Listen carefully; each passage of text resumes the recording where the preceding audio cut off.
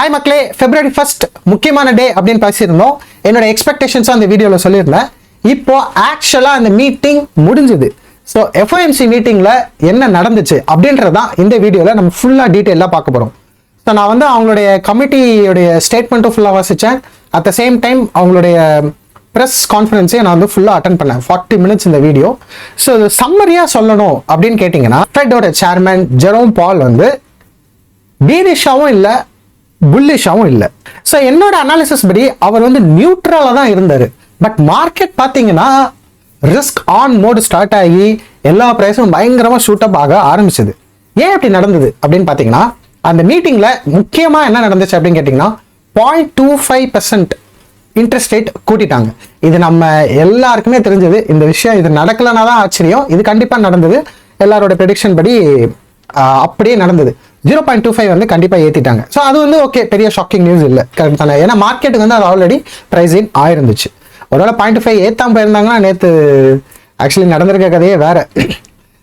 So 0.25ன்றதே அவங்க இந்த interest rate ஏற்றிட்டு இருந்த வேகத்தை ஃபர்ஸ்ட் டைம் ஸ்லோ பண்ணியிருக்காங்க. ஓகே தானே? ஏன்னா 0.75 ஏற்றினாங்க, 0.5 ஏற்றினாங்க. ஸோ இதான் ஃபர்ஸ்ட் டைம் 0.25 தான் ஏற்றிருக்காங்க.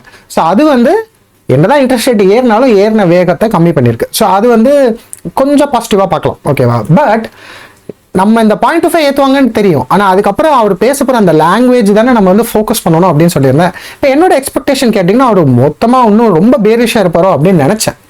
ஆனால் அவர் வந்து கிட்டத்தட்ட நியூட்ரலாக இருந்துட்டார். ஏன்னா பீரிஷ்க்கு ஒரு 5 points இருக்குன்னா புல்லிஷ்க்கு ஒரு 5 points இருக்கிற மாதிரி அந்த மொத்த செட்டப்பும் இருந்துச்சு. அவர் என்ன சொல்கிறார் அப்படின்னு கேட்டிங்கன்னா, இந்த வருஷம் ஃபுல்லாக ஒரு எக்கனாமிக் பெயினே இல்லைன்னு வைங்களேன், கண்டிப்பாக நம்ம இன்ட்ரெஸ்ட் ரேட் ஏற்றுறதை நிறுத்துறதுக்கு கொஞ்சம் யோசிக்கணும் அப்படின்ற மாதிரி இருந்துச்சு. அது ஆக்சுவலி எனக்கு ரொம்ப ஷாக்கிங்காக தான் இருந்துச்சு. ஏன்னா மார்க்கெட்டோட எக்ஸ்பெக்டேஷன் படி நெக்ஸ்ட் மீட்டிங் வந்து March 22 நடக்கும், இதே FOMC மீட்டிங். ஸோ இன்னையிலேருந்து March 22 வரைக்கும் ரொம்ப நாள் இருக்குது. ஒரு 52 நாள், ஒரு இல்லை 52 நாள் இல்லை, February 28 தான். ஸோ மேபி ஒரு 48 நாள் வச்சுப்போமே ரஃப்லி. அது வந்து லாங் டியூரேஷன். ஸோ இந்த டியூரேஷனுக்குள்ளே எவ்வளோ டேட்டாஸ் கிடைக்குதோ அதை பொறுத்து தான் March 22 முடிவெடுப்பாங்க. பட் இருந்தாலும் March 22 ஒரு 0.25 ஏற போகிறது கன்ஃபார்ம் மாதிரி தான் படுது, நேற்று அவங்க பேசுறதெல்லாம் வச்சு பார்க்கும்போது. ஸோ அது வந்து மார்க்கெட்டுக்கும் ஆல்ரெடி தெரியும். ஏன்னா அவங்களோட டெர்மினல் ரேட் வந்து நம்ம இதுக்கு முன்னாடி இருக்கிற எக்கனாமிக் ப்ரொஜெக்ஷன் வீடியோஸில் பார்த்துருக்கோம் இல்லையா? அவங்களுக்கு எப்படி 5 வரைக்கும் போகணும்னு ஆசை இருக்குது. 5.25 வரைக்கும் கூட போகலாம். ஸோ இப்போ வந்து அவங்க 4.75% வந்து வச்சுருக்காங்க. கரெக்டாக? எனக்கு இதில் என்ன படுது அப்படின்னு கேட்டிங்கன்னா, இன்னுமே அவருக்கு கம்ப்ளீட் கான்ஃபிடன்ஸ் வரல. இன்னும் பாஸ் பண்ணுறேன் அப்படின்னு சொல்கிறதுக்கோ, இல்லை ரேட்டை கட் பண்ணுவேன் அப்படின்னு சொல்கிறதுக்கோ. ஏன்னா இந்த மந்த் ஜான்வரியில் லைட்டாக கேஸ் ப்ரைஸஸ் லைட்டாக ஏறி இருக்குது, அந்த மாதிரி விஷயங்கள்லாம் இருக்குது. ஸோ February 14 வேலண்டைன்ஸ் டே அன்னைக்கு இன்ஃப்ளேஷன் ரிப்போர்ட் தான் அன்னைக்கு தான் வரப்போகுது. அந்த ரிப்போர்ட் வந்து இப்போ actually going to play a very big role. அந்த ரிப்போர்ட்டில் வந்து மறுபடியும் இன்ஃப்ளேஷன் வந்து இப்போ வந்து மார்க்கெட் என்ன எக்ஸ்பெக்ட் பண்ணணும்னு கேட்டிங்கன்னா, ரொம்ப நிறைய அப்படியே 6லேருந்து 5% அந்த மாதிரி ரொம்ப ஸ்டீப்பாக விழும் அப்படின்னு எதிர்பார்க்குது. ஆனால் அது நடக்காதுன்னு நினைக்கிறேன். ஸோ அதனால அன்னைக்கு ரிப்போர்ட்டில் மார்க்கெட் எதிர்பார்க்குற அளவுக்கு இன்ஃப்ளேஷன் டவுன் ஆகலை, கொஞ்சம் தான் கம்மியாக இருக்குது அப்படின்ற மாதிரி சுச்சுவேஷன் வந்துச்சுன்னா மறுபடியும் இப்போ ஏறின மார்க்கெட் வந்து மறுபடியும் விழுறதுக்கான வாய்ப்பு இருக்குது. ஸோ இன்னும் 2 weeks தான் இருக்குது. ஸோ இந்த ரேலியை நம்பிட்டு உள்ளே போய் அப்படியே ஃபுல்லாக லம்சமாக இறக்கிடலாமா அப்படின்னு கேட்டால் எனக்கு தெரிஞ்சு இல்லை. நான் அதை பண்ண போகிறது இல்லை. But it's up to you, ஓகேவா? ஃபெட் வந்து இந்த மீட்டிங்கில் அவங்க வந்து ரொம்ப கிளியராக சொல்லிட்டாங்க. அவங்க வந்து 2% தான் அவங்களுக்கு டார்கெட் அப்படின்ட்டாங்க. இப்போ வந்து இன்ஃப்ளேஷன் வந்து அரௌண்ட் 6% சம்திங் இருக்குல்ல. ஸோ 2%க்கு இன்னும் நிறைய பெயினை உருவாக்கணும். அவங்க இன்னும் அதே 2% டார்கெட்ல இருக்காங்க. அது வந்து அதை மாற்றணும்னு அவங்க சொல்ல முடியாது. ஏன்னா இப்போ அதை சொல்லிட்டா இன்னும் பிரச்சனை வரும். நம்ம முந்தையே பார்த்துருக்கிற மாதிரி இப்போ நான் 2%லேருந்து கூட்ட போகிறேன், எனக்கு மினிமம் 4% வந்தால் போதும்னு சொன்னால் நாளைக்கே மார்க்கெட் இன்னொரு 20% ஏறிடும். ஸோ அதனால் அப்படி ஒரு பயங்கரமான புல்லிஷ் ஸ்டேட்மெண்ட் வராது. பட் ஆனால் அவங்க மறுபடியும் அதே கோல் ஐட்ரேட் பண்ணியிருக்காங்க. இது வரைக்கும் அவங்க சொன்ன விஷயத்தை தான் அப்படியே சொல்லியிருக்காங்க. அவங்க அதே 2% தான் ஃபோக்கஸ் பண்ண போகிறோம்னு சொல்லியிருக்காங்க. ஆனால் இந்த வாட்டி அவங்க ரிப்போர்ட்டில் முக்கியமான விஷயங்கள் என்னென்னா, இந்த வார்னால, அப்புறம் இந்த சப்ளை செயின் கன்ஸ்ட்ரெயின்னால இதெல்லாம்னால இன்ஃப்ளேஷன் அஃபெக்ட் ஆகும் அப்படின்னு சொல்லி முந்தி இருக்கிற ரிப்போர்ட்ஸில் டீட்டெயிலாக சொல்லியிருந்தாலும், இப்போ வந்திருக்கிற நேற்று வந்து ரிப்போர்ட்டில் இந்த வாரை பற்றியோ சப்ளை செயின் கன்ஸ்ட்ரெயின் பற்றியோ இதெல்லாம் பற்றி அந்த ஸ்டேட்மெண்ட்ஸ்லாம் அவங்க ரிப்போர்ட்லேருந்தே எடுத்துட்டாங்க. ஸோ அது வந்து ப்ரெஸ் கான்ஃபரன்ஸில் இருந்து ஒருத்தர் கேட்கும்போதும், அதான் இவ்வளோ விஷயங்கள்லாம் இனிமேல் அஃபெக்ட் பண்ணாதுன்ற மாதிரி சொல்கிறீங்கல்ல, அப்போ பாஸ் பண்ணால் என்ன அப்படின்னு ஜெரோம் பால் நம்ம சேர்மன்ட்ட கேட்டாங்க. ஆனால் சேர்மன் என்ன சொல்கிறாங்க அப்படின்னு கேட்டால், இல்லை இருந்தாலும் எங்களோட ஃபோக்கஸ் படி நாங்கள் ஸ்டில் இன்ட்ரெஸ்ட் ரேட்டை ஏற்றி தான் ஆகணும். ஏன்னா நம்ம ஒரு ஸ்டூபிடிட்டி பண்ண முடியாது. என்ன ஸ்டூபிடிட்டி அப்படின்னு கேட்டிங்கன்னா, இப்போ ஓகே எல்லாம் சரியாயிடுச்சு, டேட்டா இப்போ தான் வந்துட்டுருக்கு, அது இன்னும் சாலிடாக எவிடன்ஸ் காமிக்கிறதுக்கு முன்னாடியே இப்போ நான் இன்ட்ரெஸ்ட் ரேட்டை கூட்டலை, நான் பாஸ் பண்ணிட்டேன் அப்படின்னு சொல்லிட்டு மறுபடியும் அதனால மறுபடியும் எல்லாரும் போய் ஸ்பெண்ட் பண்ண ஆரம்பிச்சு இன்ஃப்ளேஷன் ஏறிடுச்சுன்னு வைங்களேன், நான் மறுபடியும் போய் இன்ஃப்ளேஷனை ஏற்றிட்டு இருக்க முடியாது. அது வந்து சும்மா ஏதோ டேட்டாக்கு ஏற்ற மாதிரி மேலே எங்கேயும் போயிட்டு வந்த மாதிரி இருக்கும். அது வந்து நாட் குட். ஸோ அவங்களுடைய வேலையாக அவங்க வந்து கிளியராக நீட்டாக கரெக்டான டேட்டாஸ்லாம் வந்ததுக்கப்புறம் நாங்கள் வந்து பாஸ் பண்ணுறதை பற்றியும் நம்ம வந்து ரேட்டை கட் பண்ணுறதை பற்றியும் யோசிக்கலாம் அப்படின்ற மாதிரி தான் சொல்கிறாங்க. ஸோ இப்போதைக்கு இன்னும் நாங்கள் இன்ட்ரெஸ்ட் ரேட்டை ஏற்றுவோன்றதான் அவங்க சொல்லிட்டு இருக்காங்க. ஸோ 2% கோல்டு மாதிரி பேலன்ஸ் ஷீட்டை அவங்க ஷ்ரிங்க் பண்ண தான் பார்க்குறாங்க. ஸோ குவான்டிடேட்டிவ் டைட்னிங்கும் நம்ம நடந்துட்டு தான் இருக்குது.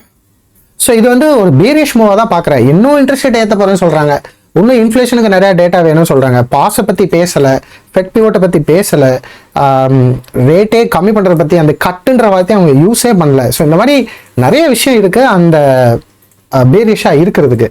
பட் இருந்தாலும் புல்லிஷாக இருக்கிறதுக்கும் ஒரு சில விஷயம் இருக்குது. என்னன்னு கேட்டால் அவர் சில விஷயங்களை அக்னாலேஜ் பண்ணிட்டாங்க அந்த ப்ரெஸ் கான்ஃபரன்ஸில். என்னன்னா நம்ம இந்த டேட்டாஸ்லாம் பார்க்கும்போது கொஞ்சம் டிஃப்ளேஷனரி மோடு ஸ்டார்ட் ஆயிருக்கோம் அப்படின்ற மாதிரி சொல்லிட்டாரு. அதெல்லாம் ஆக்சுவலி பயங்கர புல்லிஷ் ஸ்டேட்மெண்ட். ஏன்னா இன்ஃப்ளேஷன் பயந்துட்டு இருக்கும்போது கொஞ்சம் டிஃப்ளேஷனரி ப்ராசஸ் ஸ்டார்ட் ஆயிருக்கு அப்படின்னு சொல்றதே மார்க்கெட்டுக்கு வந்து எப்படி படும்? ஏன்னா மார்க்கெட் எப்பவுமே நடக்க போறதை முன்னாடியே ப்ரெடிக்ட் பண்ண தானே ஆசைப்படும். மார்க்கெட் முன்னாடியே உள்வாங்கும். இப்போ மார்க்கெட் என்ன சொல்லுது? இவர் என்னதான் நியூட்ரலாக இருந்தாலும் சரி, பேரிஷாக இருந்தாலும் சரி, வர்ற டேட்டாஸ்லாம் வச்சு பார்க்கும்போது இந்த வாட்டி இவர் போய் சொல்கிறாரு, இவர் பிளஃப் பண்ணுறாரு அப்படின்ற மாதிரி தான் மார்க்கெட் எடுத்துக்குது. மார்க்கெட் வந்து ஏன்னா இந்த மாதிரி statements like deflationary process start ஆயிருக்கு அப்படின்னு சொல்கிறது வந்து உண்மைக்குமே நம்ம இது வரைக்கும் பண்ணியிருக்கிற ஸ்டெப்ஸ் மூலமாக அதோட எஃபெக்ட் இப்போ தெரிய ஆரம்பிச்சிருக்கு அப்படின்னு. ஏன்னா இதெல்லாம் கொஞ்சம் டைம் எடுக்கும் இல்லையா? இன்ட்ரெஸ்ட் ரேட் ஏற்றுட்டா உடனே நாளைக்கு இன்ஃப்ளேஷன் இறங்கிருமா? இருக்காது, அது கொஞ்சம் டைம் எடுக்கும். ஸோ அதனால் இப்போ இன்னைக்கு வரைக்கும் ஏற்றுனதோட எஃபெக்ட் இன்னும் 2 மாதத்துல தெரிஞ்சிரும், இன்னும் வந்து இன்ஃப்ளேஷன் நல்லா கீழே வந்துடும் அப்படின்னு வந்து இப்போ மார்க்கெட் நம்புது. ஸோ நான் சொன்ன மாதிரி February 14 அன்னைக்கு வரப்போகிற அடுத்த இன்ஃப்ளேஷன் ரிப்போர்ட் வந்து ரொம்ப இம்பார்ட்டண்ட்டாக எல்லாராலையும் கவனிக்கப்படும். இந்த ஃபெட் மீட்டிங்கில் சேர்மன் ஜெரோம் பால் மறுபடியும் சொன்ன விஷயம் என்னன்னு கேட்டால், இன்ஃப்ளேஷன் 2% கோல் அச்சீவ் பண்ணணும்னா நம்ம மார்க்கெட்டில் பேனிக் கொண்டு வந்து தான் ஆகணும். மக்களுக்கு இன்னும் நிறைய பேருக்கு வேலைகள் போகணும், அப்போனா தான் அந்த லெவலுக்கு போக முடியும் அப்படின்றத அவர் மறுபடியும் சொல்லிகிட்டே இருக்காங்க. அது வந்து பயங்கர பேரிஷ் மூவ் தான். ஆனால் இருந்தாலும் மார்க்கெட் புல்லிஷாக பார்க்குது. இல்லை அப்படிலாம் இல்லை அப்படின்ற மாதிரி நினைக்குது. ஆனால் நான் அதை வந்து பை பண்ணல. மார்க்கெட் வந்து சம்டைம்ஸ் நம்ம நினைக்கிறத விட மேக்ரோவில் நடக்கிறத விட இந்த மாதிரி திடீர்னு எனக்காவது புதுசாக ஏதாவது பண்ணும். எங்கேயாவது ஒரு பெரிய ஃபண்டு எங்கேயாவது திடீர்னு ஒரு 500 பில்லியனை வெளியே வச்சுட்டு என்ன பண்ணனே தெரியல, ஏதாவது இறங்கிருமோன்னு உள்ளே கொண்டு வந்துருக்கலாம் இந்த மாதிரி. அதனால நம்ம வந்து ஒரு நாள் இறக்கத்தை வச்சு நம்ம இந்த பேசிக் ஃபண்டமெண்டல்ஸை விட்டுறக்கூடாது. ஜெரோம் பால் இன்னும் பேரிஷாக தான் இருக்கிறாங்க. ஒரு சில ஸ்டேட்மெண்ட்ஸ் தான் அங்கங்கே புல்லிஷாக வந்துச்சு. ஓகே, நம்ம வேலைகள் நடக்குது, ஓகே இன்ஃப்ளேஷன் ஈஸிங் டவுன் தான், பட் இருந்தாலும் இன்ஃப்ளேஷன் அதிகமாக தான் இருக்குது. அந்த மாதிரி ஒரு சில ஸ்டேட்மெண்ட்ஸ் சொன்னால் புல்லிஷாக இருக்கலாம். பட் ஆனால் ஓவரால் சென்டிமெண்ட் இன்னும் பேரிஷ் தான். அது ஏன் மறுபடியும் ஜெரோம் பால் அதை சொல்றாங்க அப்படின்னு கேட்டா, அன்எம்ப்ளாய்மெண்ட் ரேட் இன்னும் 3.5% தான் இருக்கு. ஏன்னா அன்எம்ப்ளாய்மெண்ட் ரேட்டு கம்மியானா மட்டும்தான் மக்கள் வந்து செலவு பண்றதை கம்மி பண்ணுவாங்க. இப்போ வந்துட்டு நம்ம ஒரு ரிப்போர்ட் கூட வந்திருக்கு. என்னன்னு கேட்டீங்கன்னா, இந்த டிசம்பர் மாசம் வந்து ஜாப் ஓப்பனிங்ஸ் வந்து ஜம்ப்ட் அன்எக்ஸ்பெக்டட்லி டு 11 மில்லியன் டிசம்பர்ல. ஏன்னா வேலை இல்லாமல் இருக்கிறவங்க வெறும் 3.5% தான் பார்த்துருந்தோம். பட் நிறைய வேலைகள் இருக்கும்போது அன்எம்ப்ளாய்மெண்ட் ரேட் இவ்வளோ கம்மியாக இருந்தால் என்ன நடக்கும்? கம்பெனிஸ்க்கு நடுவில் போட்டி நடக்கும். எம்ப்ளாயிஸ் அட்ராக்ட் பண்ணுறதுக்கு அதிகமாக சேலரி கொடுக்கணும். அதிகமாக சேலரி கொடுத்தா என்ன ஆகும்? அதிகமாக மக்கள் செலவு பண்ணுவாங்க. அதிகமாக மக்கள் செலவு பண்ணால் என்ன ஆகும்? இன்ஃப்ளேஷன் ஏறிடும். இதை தான் ஜெரோம் பால் மறுபடியும் அவங்க பயப்படுறாங்க. இதனால தான் அவங்க வந்து பாஸை பற்றியோ இறக்குறத பற்றியோ பேசவே இல்லை. ஸோ அதனால நம்ம ரொம்ப கிளியராக இருக்கணும். நம்ம இன்னும் ஃபர்தர் டீட்டெயில்ஸ் தேவை இதில் வந்து நம்ம டிசைட் பண்ணுறதுக்கு. நம்ம டக்குன்னு ஒரு நாள் ஏறிடுச்சுன்றனால எல்லாம் சரியாயிடுச்சு நம்ம போய் இப்போ மார்க்கெட்டில் போய் இன்வெஸ்ட் பண்ண முடியாது. என்கிட்ட கேட்டால் இது ரொம்ப அன்கம்ஃபர்டபுள் சுச்சுவேஷன் தான். பேசிக்ஸ் எல்லாமே பேரிஷாக இருக்குது. பட் ஸ்டில் மார்க்கெட் வந்து முன்னாடியே ப்ரைஸ் இன் பண்ணுறேன்னு சொல்லிட்டு இப்போ ஏறிட்டு போகுது. ஆனால் இனிமேல் போய் வாங்குறது வந்து ரொம்ப கொஞ்சம் கேர்ஃபுல்லாக இருக்கணும். ஏன்னா நான் வந்து டெஸ்லாலே வந்து நான் வந்து நிறைய வாட்டி பேசியிருக்கோம். 120 130 இருக்கும்போது இதெல்லாம் அன்இமேஜினபிள் ப்ரைஸ் வாங்கலாம் அப்படின்ற மாதிரி தான் நானே யோசிச்சிருக்கேன். நானே நிறைய ஷேர்ஸ் வாங்கியிருந்தோம். நீங்கள் இந்த சேனலில் பார்த்துருக்கவங்களுக்கு நல்லா தெரியும். ஆனால் இப்போ போய் எனக்கு 180 185 டெஸ்லாஸ் இண்டிவிஜுவல் ஸ்டாக்காக மேபி ஸ்டில் கொஞ்சம் அட்ராக்டிவாக படலாம். 120 130 அளவுக்கு அட்ராக்டிவாக இருக்காது. பட் ஸ்டில் ஓகே, கொஞ்சம் அட்ராக்டிவாக படலாம். ஆனாலும் ஓவராலாக மார்க்கெட்டில் போயிட்டு இப்போ எல்லாத்தையும் உளுந்தடிச்சு வாங்குற நிலைமை இல்லை.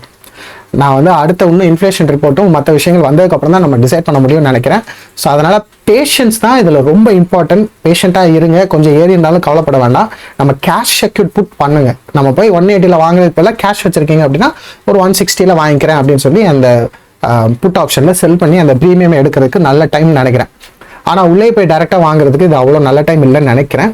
மேபி அந்த புல்லிஷ் சைடில் மார்க்கெட் எக்ஸ்பெக்ட் பண்ணுற மாதிரி Feb 14 அன்னைக்கு பயங்கரமாக ப்ரைஸஸ் விழுந்து 5% அது இதுன்னு வந்தால் ஆஃப்கோர்ஸ் சென்டிமெண்ட்ஸ் எல்லாம் மாறும், டேட்டாஸ் எல்லாம் மாறும். டேட்டாஸ் மாறுறதுக்கு ஏற்ற மாதிரி நம்மளும் மாறி தான் ஆகணும். அந்த டைமில் நம்ம வந்து டிசைட் பண்ணிக்கலாம்.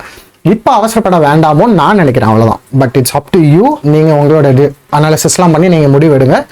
நான் வந்து I want to C blood இந்த மார்க்கெட். ரோட்டில் ரத்தம் இருக்கும்போது தான் போய் வாங்குறதுக்கு ஆசைப்படுவேன். இப்போ அவ்வளோ ரத்தம் இல்லை, மக்கள் எல்லாம் ஜாலியாக இருக்கு, ஏறுது, ஒரே மாசத்துல நிறைய பர்சன்டேஜ் ரிட்டர்ன்ஸ் வந்துருச்சு அப்படின்னு மக்கள் சந்தோஷமா இருக்காங்க. அந்த மாதிரி டைம் வந்து நம்ம கொஞ்சம் கேர்ஃபுல்லாக இருக்கணும். ஓகேவா?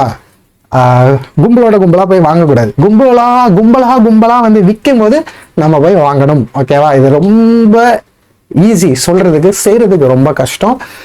பட் ப்ராக்டிஸ் பண்ணி கற்றுக்கிட்ட விஷயம், அதை தான் உங்களுக்கு சொல்கிறேன். So always stay invested. நம்ம எப்பவுமே சொல்கிற மாதிரி டிசிஏ தான் அகெயின் பெர்ஃபெக்ட். நம்ம இதை பார்த்து டைமிங்லாம் பண்ணிட்டு இருக்கிறத விட ரொம்ப நிறைய விழுந்துச்சா நிறைய மணி போட்டு வாங்கிப்போம். இந்த மாதிரி டைமில் அங்கங்கே கொஞ்சம் கொஞ்சமாக டிசிஏ பண்ணுறது தான் அகெயின் பெட்டர் ஸ்ட்ராட்டஜியாக இப்பவும் படுது. லம்சம் பண்ண வேண்டிய டைம் வந்துச்சுன்னா நம்ம பேசுவோம். நம்ம எதிர்பார்த்த மாதிரி பீரிஷா அவர் பேசாதனாலேயே, அவர் நியூட்ரலாக இருந்த ஒரே காரணத்தினாலேயே மார்க்கெட் வந்து நேற்று நல்லா ஏறி இருக்கு. ரிஸ்க் ஆன் மோட் வந்து ஸ்டார்ட் ஆயிருக்கு. ரிஸ்க் ஆன் மோட்ல வந்து பொதுவாக என்ன பண்ணுவோம், இப்போ பிட்காயின்லாம் பாருங்களேன், நேற்று இந்த மீட்டிங்க்கு அப்புறம் நல்லா ரைஸ் ஆயிருக்கு. ஸோ அதே மாதிரி நம்ம டெஸ்லாவும் சரி, நல்லா இந்த மீட்டிங்க்கு அப்புறமா ஒரு 170 சுற்றிட்டு இருந்தது, அப்படியே ஒரு 184 வரைக்கும் போயிடுச்சு. ஸோ அந்த மாதிரி இப்போ மார்க்கெட்டில் வந்து ரிஸ்க் ஆன் மோட் ஸ்டார்ட் ஆயிருக்கு. So we almost double our money இந்த மந்த்தில். யூஎஸ் மார்க்கெட்டில் இருக்கிற முக்கியமான ஈவெண்ட்ஸை உடனே நீங்கள் தெரிஞ்சுக்கிறதுக்கும், நாங்கள் எடுக்கிற ட்ரேட்ஸை பற்றி நீங்கள் உடனே தெரிஞ்சுக்கிறதுக்கும், டெஸ்லாவில் நடக்கிறத பற்றியும் நம்ம தெரிஞ்சுக்கிறதுக்கும், இதுக்கெல்லாம் நம்ம வந்து அடிக்கடி டெக்ஸ்ட்லையும் கம்யூனிகேட் பண்ணுற மாதிரி ஒரு மீடியம் இருந்தால் நல்லா இருக்கும்னு யோசிச்சிருந்தேன். ஸோ அதனால நான் வந்து வாட்ஸ்அப் குரூப்போட லிங்க்கை நான் வந்து கீழே ஜாயின் பண்ணியிருக்கேன். ஸோ நான் வந்து வாட்ஸ்அப் குரூப் ஒன்று ஆரம்பிச்சிருக்கேன். ஸோ அதோட லிங்க் வந்து நீங்கள் டிஸ்கிரிப்ஷன்லேயும் பார்க்கலாம், நம்மளுடைய கமெண்ட் செக்ஷன்லேயும் ஃபர்ஸ்ட் கமெண்ட்ல நீங்கள் பார்க்கலாம். கிளிக் பண்ணி ஜாயின் பண்ணுங்க. நம்ம நிறைய அந்த குரூப்ல டிஸ்கஸ் பண்ணலாம். See you in the next video. Until then, ciao, bye bye.